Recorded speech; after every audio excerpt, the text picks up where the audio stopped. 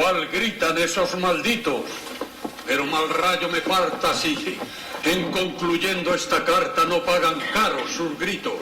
¡A de esta casa! Adelante. ¿La hostería del Laurel? En ella estáis, caballero. ¿Está en casa el hostelero? Estáis hablando con él. ¿Sois vos, Butarelli? Yo. ¿Es verdad que hoy tiene aquí Tenorio una cita? El teatro triunfa en la España del siglo XIX. Y don Juan Tenorio, de Zorrilla, destaca por su extraordinario éxito de entre las múltiples obras que se representan en los más de 300 teatros que hay en el país. En 1854, 10 años después de su estreno, el Tenorio sigue apasionando al público, porque como drama romántico que es, proporciona a la burguesía y a la clase media un cierto escape liberador en medio de la rigidez social de la época. Don Juan, en poder mío resistirte no está ya. Tu presencia me enajena, tus palabras me alucinan, y tus ojos me fascinan y tu aliento me envenena. Don Juan, yo lo imploro de tu hidalga compasión. O arráncame el corazón, o ámame, porque te adoro. Alma mía, esa palabra cambia de modo mi ser.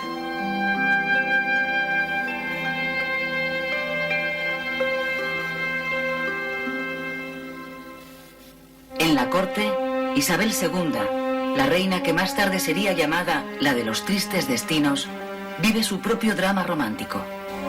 Aunque sabía que era inútil todo, me resistí a casarme con Francisco de Asís. Debes cerrar los ojos y pensar en España. Europa está pendiente de tu boda. Tu opinión no importa.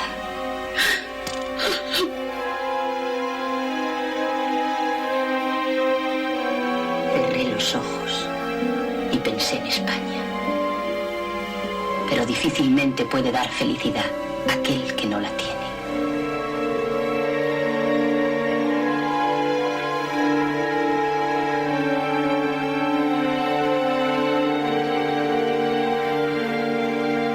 Cuando cumplió 16 años, en 1846, fue casada por razones de Estado con su primo Francisco de Asís, con fama de afeminado.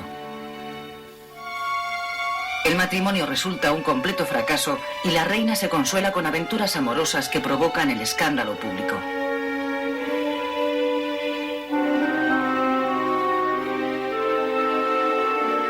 Isabel II acaba rodeándose de una camarilla palaciega poblada de frailes reaccionarios, monjas milagreras y nobles intrigantes. Es la llamada Corte de los Milagros. La reina vive muy influenciada por esta camarilla, tanto que con frecuencia llega a saltarse la Constitución para intervenir en la gestión de los gobiernos y dirigir su política. La reina favorece con sus decisiones a los liberales moderados. Los liberales progresistas llevan alejados del poder desde que ella subió al trono 10 años atrás.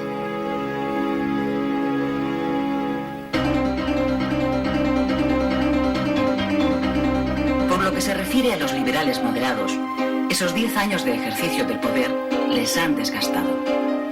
Sobre todo por la intransigencia de su líder político, el general Narváez, quien finalmente es obligado por los suyos a retirarse a un segundo plano.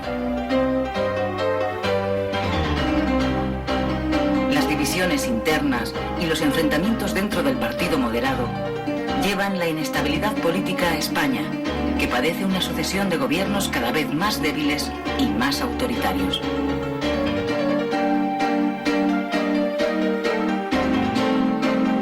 El descontento se extiende incluso entre los propios moderados.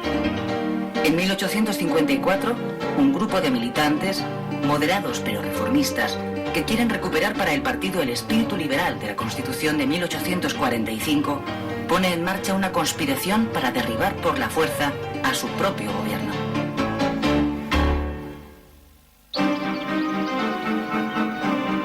El levantamiento contra el gobierno se produce en junio de ese año, 1854, en Vicálvaro, pueblo cercano a Madrid. El golpe de Estado lo encabeza una vez más un militar. En esta ocasión, el espadón es el del general liberal moderado Leopoldo O'Donnell.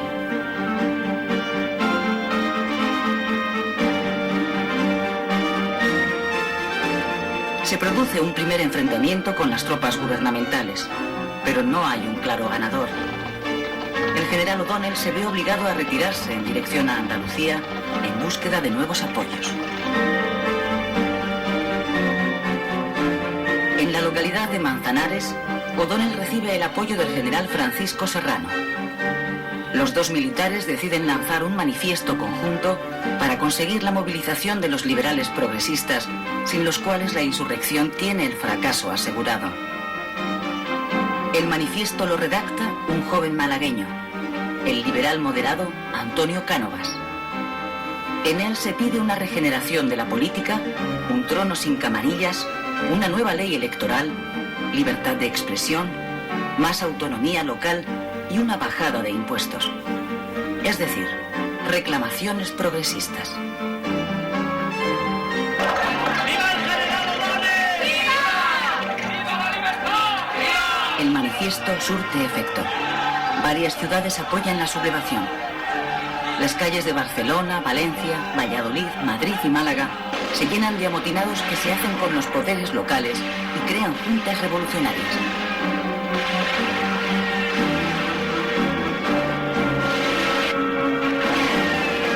Durante el mes de julio de 1854, el alzamiento popular se extiende por el país y se hace más virulento. Se suceden los disturbios y los asaltos y saqueos a los palacetes de los hombres de negocios. Llega un momento en que el levantamiento escapa al control de quienes lo habían iniciado y se convierte en una sublevación popular.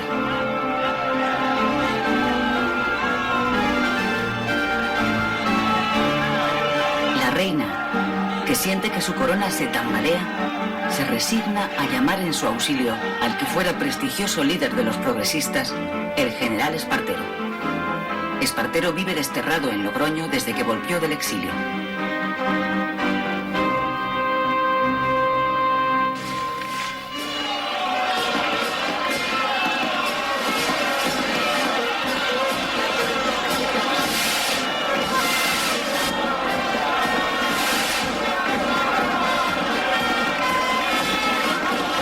Espartero es nombrado presidente del gobierno.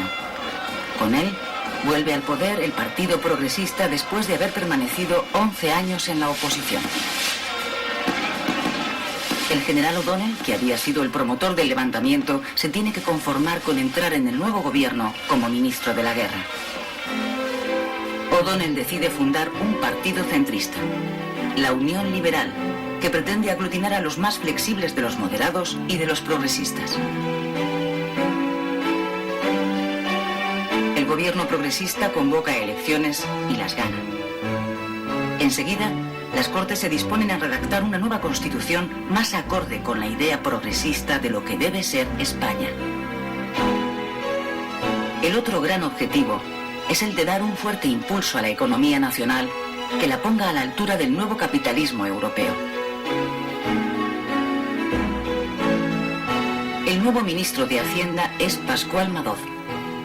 Madoz quiere resolver los crónicos problemas de Hacienda y relanzar los viejos proyectos de expansión ferroviaria.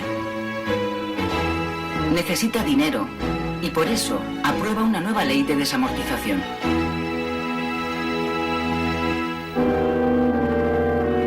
Con la desamortización de Madoz se nacionalizan y subastan sobre todo las tierras comunales de los municipios, pero también los bienes que todavía le quedan a la Iglesia después de la desamortización de Mendizábal.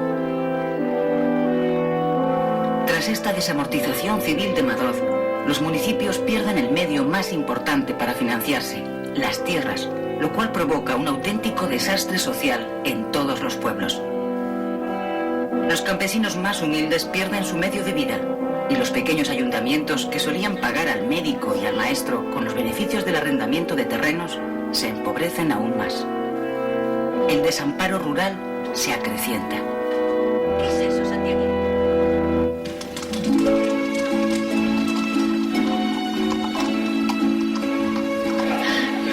Un ferrocarril.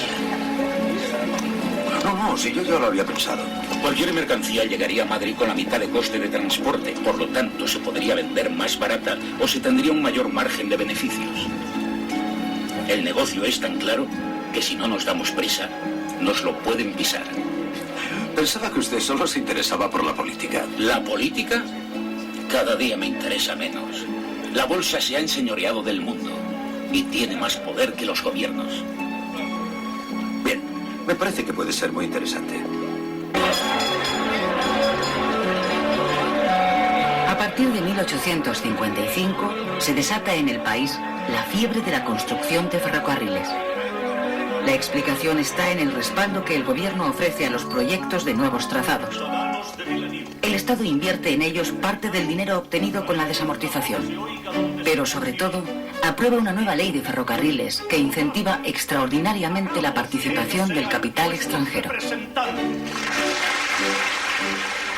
¡Qué alegría! ¿Qué? ¿Cómo es? Fantástico. Les aseguro que París es una ciudad conquistada. En la bolsa no saben dónde meter el dinero. Cuéntanos. Estamos en la época de las grandes empresas. Lo que ocurre aquí no es nada.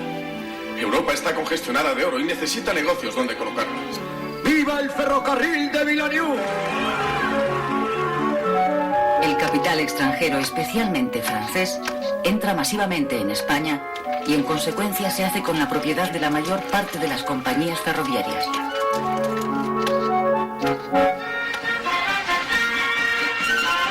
En 10 años entran en funcionamiento más de 5.000 kilómetros y 2.000 más están en obras.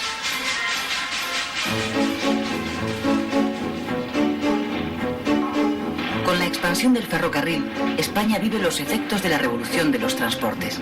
El tiempo se acelera y las distancias se acortan. Hasta ese momento, la velocidad máxima que podía alcanzar el hombre era la de un caballo a galope, la misma que en tiempos de los romanos. El transporte de mercancías y viajeros se había basado durante siglos en la utilización de bueyes, mulas y caballos. La velocidad de las diligencias, el transporte más rápido hasta entonces, apenas llegaba a los 10 kilómetros a la hora, con el retraso añadido que suponía tener que cambiar los caballos en las casas de postas cada 10 o 15 kilómetros.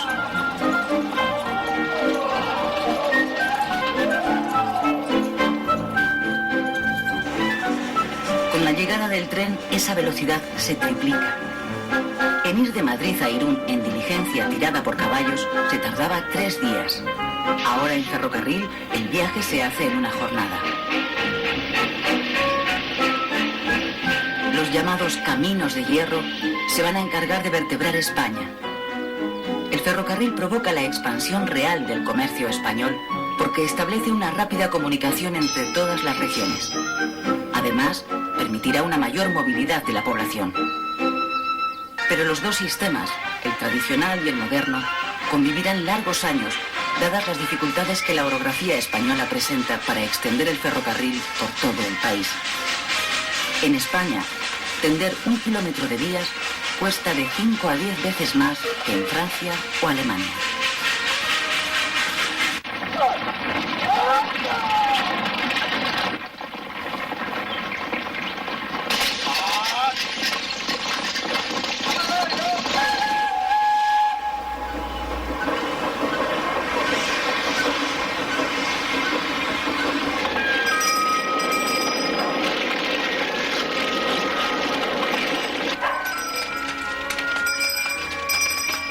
A pesar de los esfuerzos de los liberales por modernizar España, las epidemias de cólera y las hambrunas continúan abatiéndose cíclicamente sobre el país.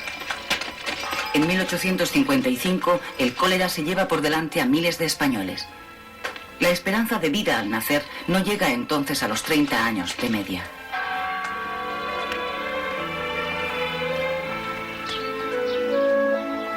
Sin embargo, la población sigue aumentando lentamente. A mediados de siglo, España pasa ya de los 15 millones de habitantes. De ellos, tan solo 2 millones viven en ciudades. El resto, que es la gran mayoría, continúa en el campo.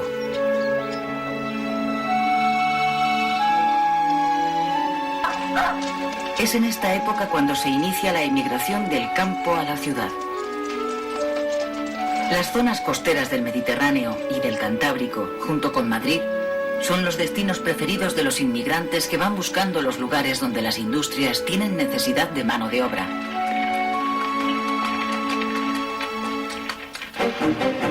Con la creación de un mercado nacional, gracias al ferrocarril y con la aplicación del vapor a los telares mecánicos, empieza a desarrollarse en Cataluña una importante industria textil.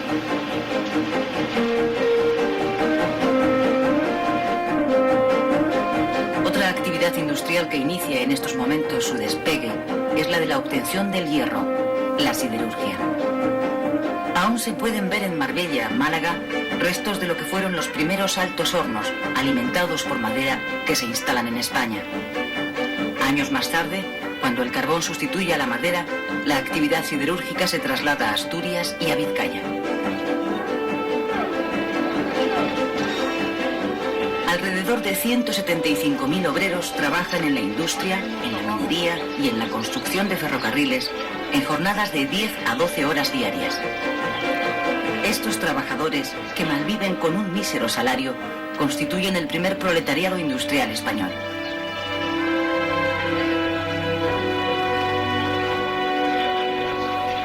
En 1855 se produce en Barcelona la primera huelga general, promovida por los trabajadores textiles que reclaman libertad de asociación y una jornada laboral de 10 horas.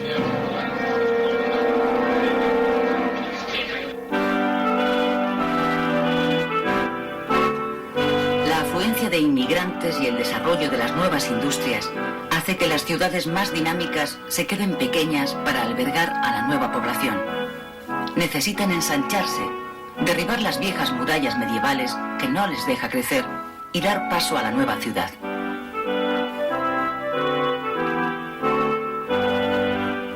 El proyecto para el ensanche de Barcelona del ingeniero Ildefonso Cerdá, pionero del urbanismo moderno, plasma el modelo ideal de la nueva ciudad: racional, ordenada, higiénica y sobre todo al servicio de los ciudadanos y de su libertad individual. Pero en el momento de llevarlo a la práctica, el proyecto es parcialmente mutilado por los promotores. Todas las ciudades en desarrollo, San Sebastián, Valencia, Almería, Bilbao, Madrid, acometen su ensanche.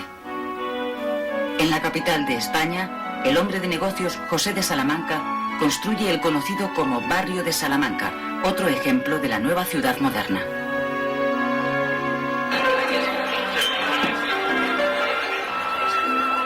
En los cafés, que siguen siendo los termómetros políticos del país, arrecian las críticas contra el gobierno, y no solo por parte de la derecha.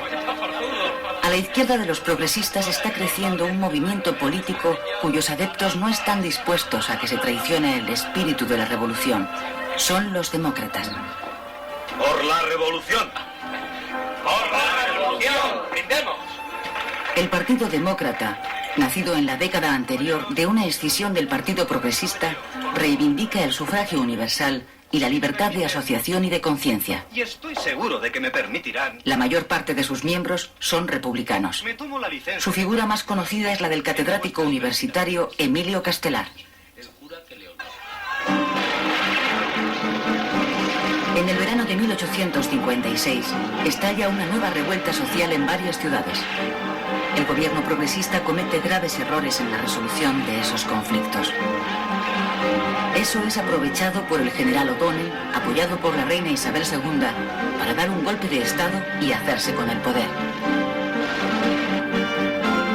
Lo primero que hace O'Donnell al llegar al gobierno es disolver las Cortes, de mayoría progresista, convocar nuevas elecciones y restablecer la Constitución de 1845. El general Leopoldo O'Donnell, fundador y líder del partido centrista Unión Liberal, va a ser el nuevo hombre fuerte de los próximos años y aplicará una política de libertad y orden. Durante 10 años, su partido se alternará en el gobierno con los liberales moderados del general Narváez, dejando fuera a los progresistas. Pero hay una ocasión, en 1858, en que O'Donnell logra mantenerse en el poder durante 5 años seguidos, el periodo más largo de un gobierno en todo el siglo XIX.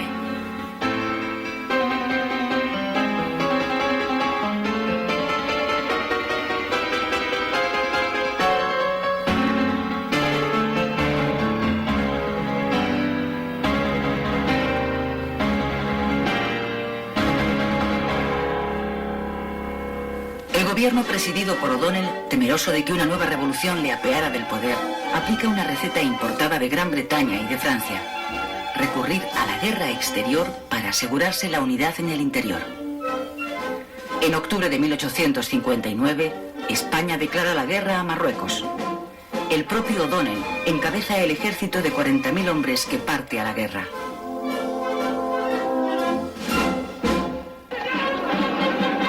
El plan de las tropas españolas es, partiendo de Ceuta, avanzar sobre Tetuán.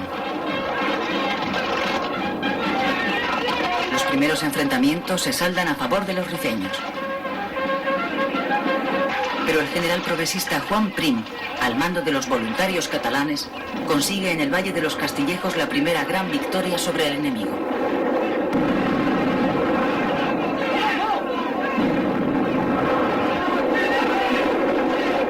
La gesta convierte a Prim en héroe nacional.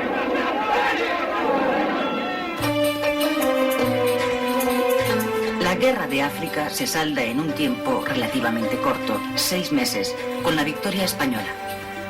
Después de sucesivas derrotas que culminan con la pérdida de Tetuán, Marruecos firma la paz.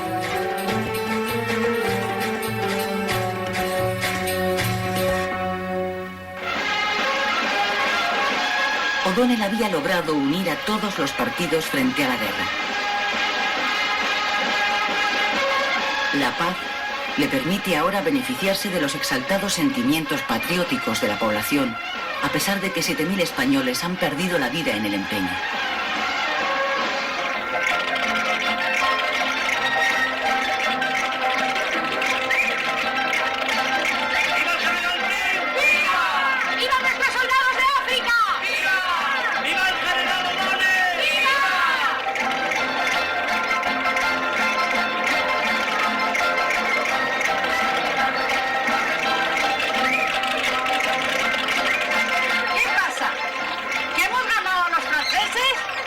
Señor Pilara, a los moros les hemos quitado Tetuán. ¿Tetuán?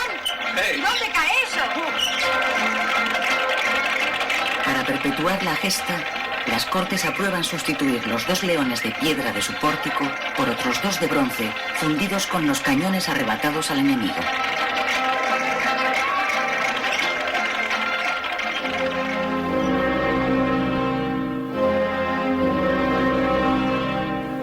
En vista del éxito de la guerra contra Marruecos, O'Donnell insiste en la política de guerras de prestigio en el exterior y toma varias decisiones. Envía a México al general Prim al frente de un ejército de intervención. Manda una expedición militar de castigo a la Conchinchina. Acepta que Santo Domingo se reincorpore a la corona española. Y finalmente desata la Guerra del Pacífico contra Perú y Chile.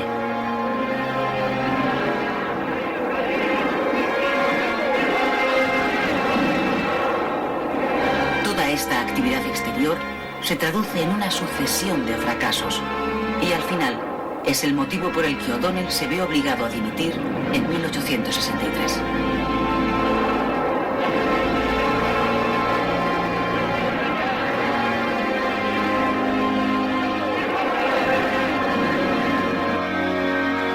A partir de ese momento se turnarán en el poder los liberales centristas y los moderados, y el general Narváez acabará ocupando de nuevo la jefatura del gobierno.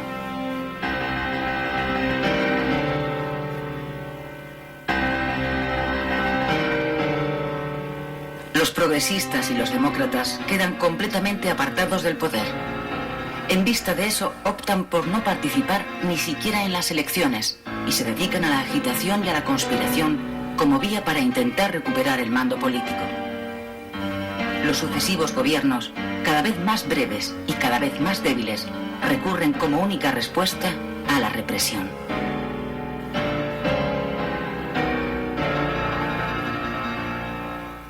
Es una vergüenza que un hombre como Castelar haya sido expulsado de su cátedra por motivos políticos.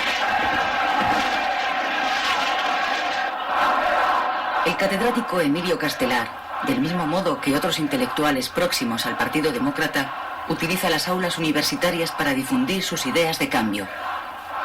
Pero el gobierno de Narváez no está dispuesto a consentir los efectos que provoca el ejercicio de la libertad de cátedra de los profesores. Yo les prometo que estudiaré su petición.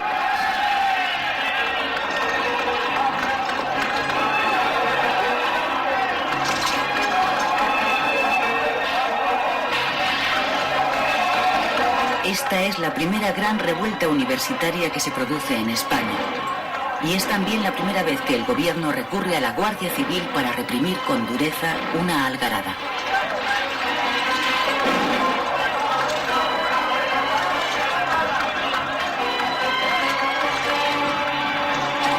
Tanto la oposición como los ciudadanos reaccionan con indignación ante lo sucedido. ¡Viva la República! ¡Silencio! Vamos,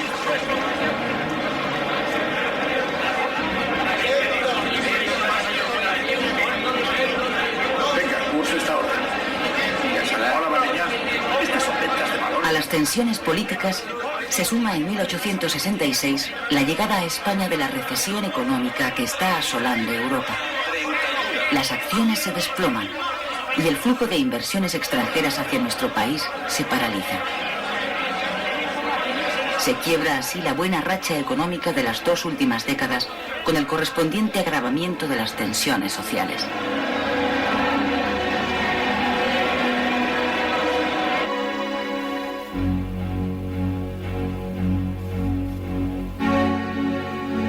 ...1866 va a ser un mal año para Isabel II y sus gobiernos.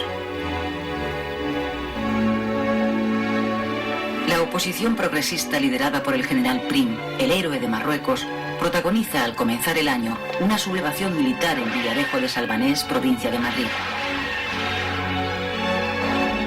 El levantamiento fracasa, pero la vía revolucionaria queda abierta. 6 meses después, en junio, los sargentos del madrileño cuartel de San Gil se sublevan también contra el gobierno y reciben el apoyo de los demócratas. Pero son reducidos y 66 de ellos son fusilados.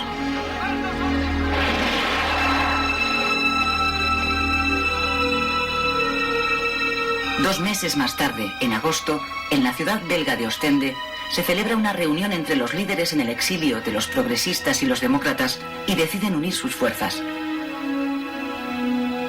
Firman un pacto para derribar a la reina y convocar unas cortes constituyentes elegidas por sufragio universal que determinen la forma de gobierno. El general Prim, líder de los progresistas, es elegido presidente del Comité Revolucionario.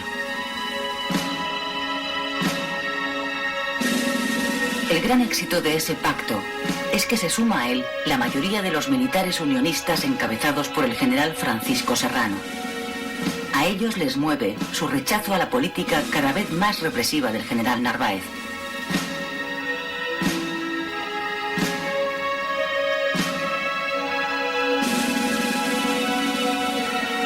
A la reina solo le queda el respaldo de los liberales moderados y de su anciano líder, el general Narváez, quien a duras penas mantiene en pie el andamiaje político montado en torno a Isabel II. Pero en abril de 1868 muere Narváez y con él desaparece el último apoyo de la reina.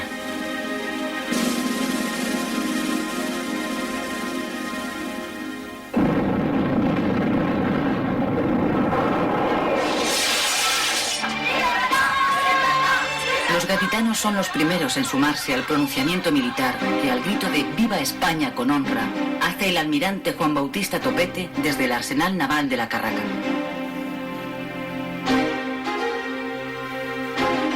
Es el 18 de septiembre de 1868. Este mismo día, el general Prim, líder del Partido Progresista, se embarca en Gibraltar con destino a Cádiz, acompañado por 2 políticos de la nueva generación de su partido, Manuel Ruiz Zorrilla y Práxides Mateo Sagaste.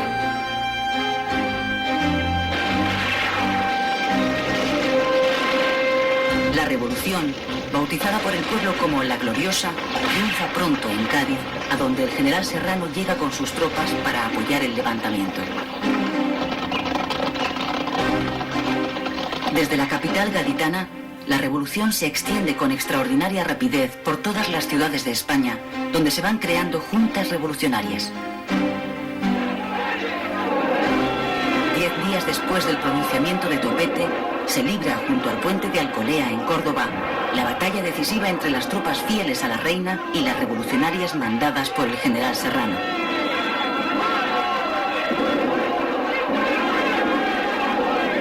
Vencen los sublevados. El camino hacia Madrid les queda libre.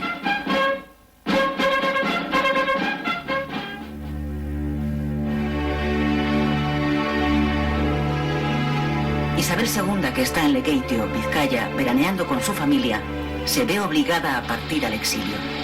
Marcha a Francia.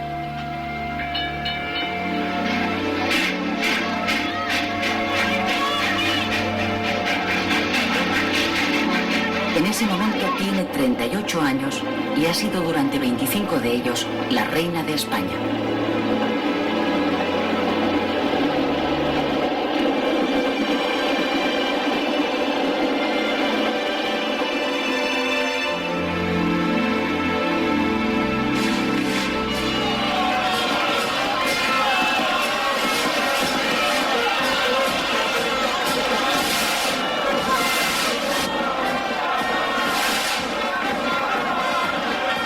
Con el triunfo de la Revolución de 1868 se inicia en España un tiempo de esperanza. En esos momentos se abre paso un nuevo liberalismo, el democrático, cargado de afanes renovadores, que aspira a democratizar la vida política y a modernizar la economía para que el país pueda sumarse a los nuevos aires que soplan en Europa.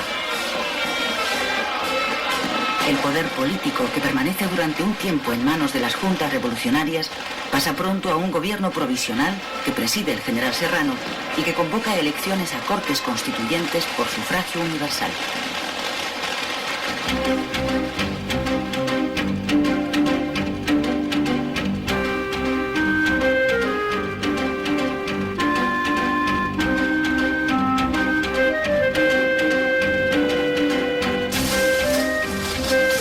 Las noticias procedentes de España aceleran en Cuba los planes de los independentistas y el 10 de octubre, 2 días después de la formación del gobierno del general Serrano, estalla en Yara, en la zona oriental de la isla, una sublevación. La encabeza Manuel Céspedes, quien promete a sus partidarios la independencia y la abolición de la esclavitud.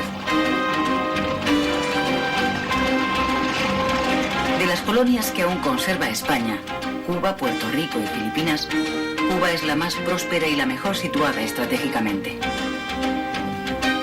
Dedicada al cultivo del café, tabaco y sobre todo azúcar, es un importante mercado para las exportaciones de la península. En la isla vive 1,5 millones de personas. De ellas, el 40% son de raza negra, mayoritariamente esclavos, que trabajan en los ingenios azucareros que hacen de la isla la mayor productora de azúcar del mundo.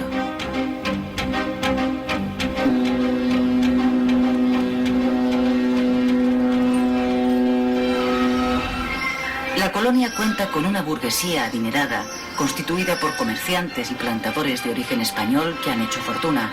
Se sienten españoles, están representados por la Liga Nacional y controlan la vida política y económica de la isla. No desean ningún cambio en la colonia y acogen con extraordinario recelo los cambios que se están produciendo en España.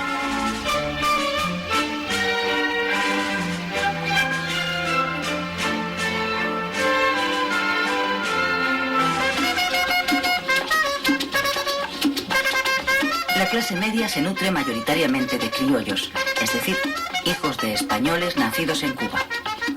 Son profesionales liberales y pequeños terratenientes con posiciones reformistas. Aspiran a liberalizar la economía de la isla para poder comerciar libremente con Estados Unidos. En el orden político desean una amplia autonomía respecto de España. Unos pocos de ellos sueñan directamente con la independencia de Cuba.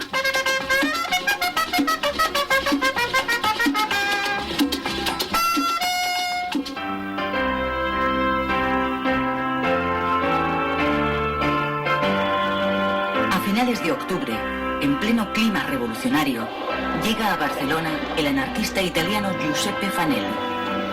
Es un propagandista de la Internacional Obrera que viene a establecer contacto con los obreros más activos de España para invitarles a formar parte de la Internacional.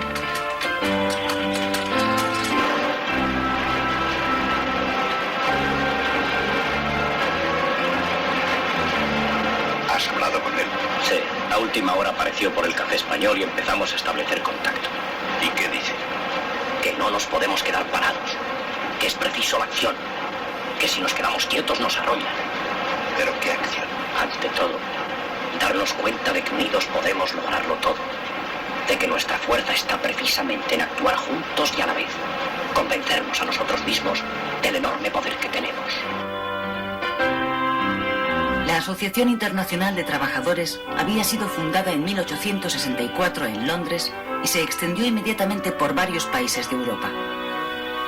Era la primera respuesta obrera, unificada y coordinada contra la explotación laboral practicada por el capitalismo liberal.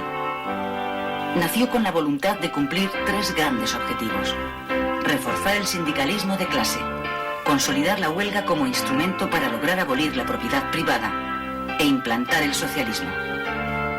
Dentro de esta primera internacional conviven dos tendencias: la anarquista y la marxista.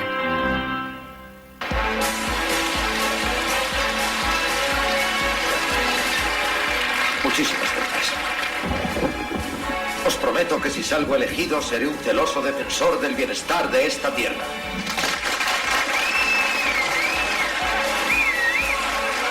Un hombre, un voto. Este podría haber sido el eslogan de las elecciones que se celebran en España en enero de 1869 y en las que por primera vez se reconoce el derecho al voto a todos los españoles varones mayores de 25 años. Venga, fuera de aquí, las mujeres no votan. Vamos, las mujeres no. Los resultados electorales dan la mayoría absoluta a la coalición de progresistas, demócratas y unionistas que en ese momento está al frente del gobierno provisional. Muy por detrás quedan los republicanos y los carlistas. Los moderados no obtienen ningún diputado. Durante 6 meses las Cortes debaten el texto de una nueva Constitución que se aprueba en junio de 1869. Esta es la más liberal y democrática de todas las promulgadas hasta ahora. Proclama la soberanía nacional. Recoge exhaustivamente todos los derechos y libertades individuales de los ciudadanos que deberán ser garantizados por el Estado. Consagra la libertad de cultos y adopta la monarquía parlamentaria como forma de gobierno. El monarca reina, pero no gobierna. Sin embargo, la nueva Constitución plantea un problema, y es que España sigue siendo una monarquía, pero en esos momentos no tiene rey. Esta va a ser la tarea más urgente del nuevo presidente del gobierno, el general Prim: buscar un monarca que sustituya a la depuesta reina Isabel II.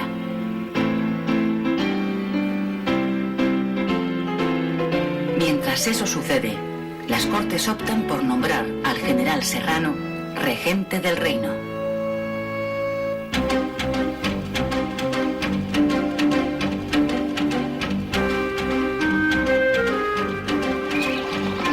En Cuba, la sublevación independentista de Yara se ha consolidado en la zona oriental, la más pobre y agreste de la isla. Allí abundan los pequeños propietarios que, al sumarse a la rebelión, liberan a sus esclavos para atraerlos a su causa.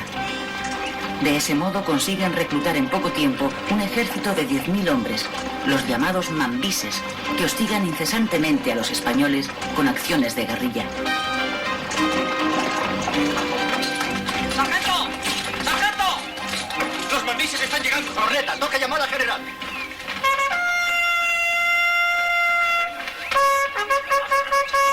La insurrección independentista ha sorprendido al ejército español de Cuba con muy pocos efectivos disponibles para el combate.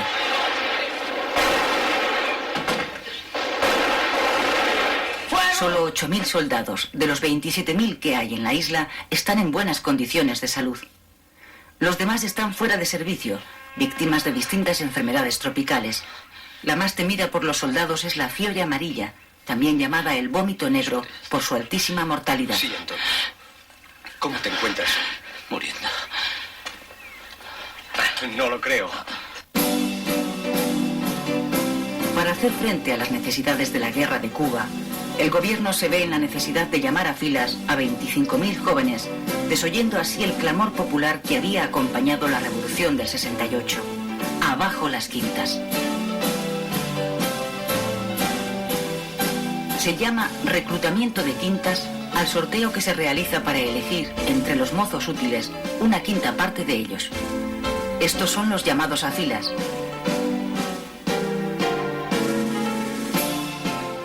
El sistema tiene una perversa particularidad. Los hijos de familias adineradas tienen la posibilidad de eludir el servicio militar mediante el pago al Estado de una elevada cantidad de dinero.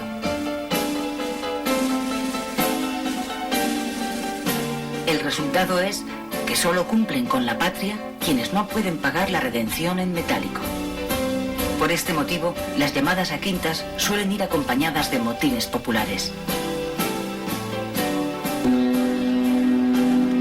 200.000 soldados españoles cruzarán el Atlántico durante los 10 años que va a durar la Guerra de Cuba.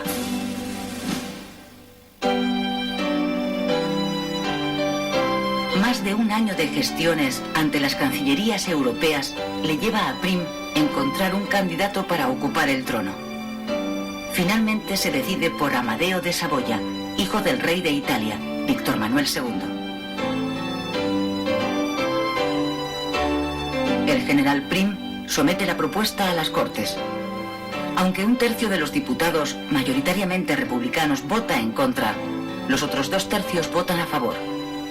La propuesta es aprobada y en noviembre de 1870 Amadeo I es aceptado como nuevo rey de España. Esta es la primera vez que un monarca es elegido democráticamente.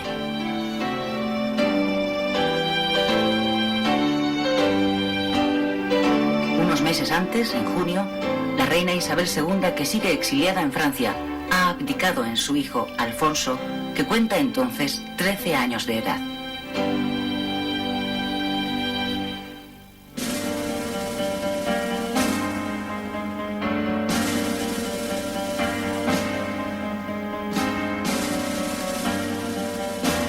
El 27 de diciembre de 1870, mientras el rey Amadeo está de camino hacia España, se produce un suceso que va a cambiar el signo de la nueva monarquía.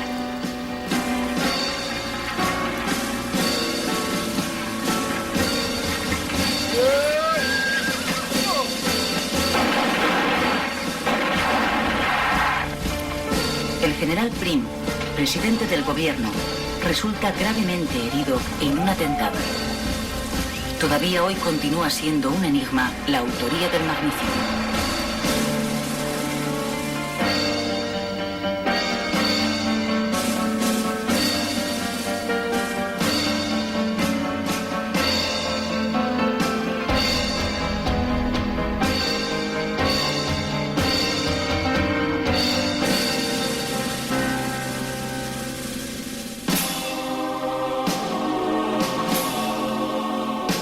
Con la inesperada muerte de Prim, desaparece el principal apoyo de Amadeo I, quien ante la capilla ardiente del presidente asesinado toma plena conciencia de la honda soledad política con la que debe empezar a afrontar su reinado.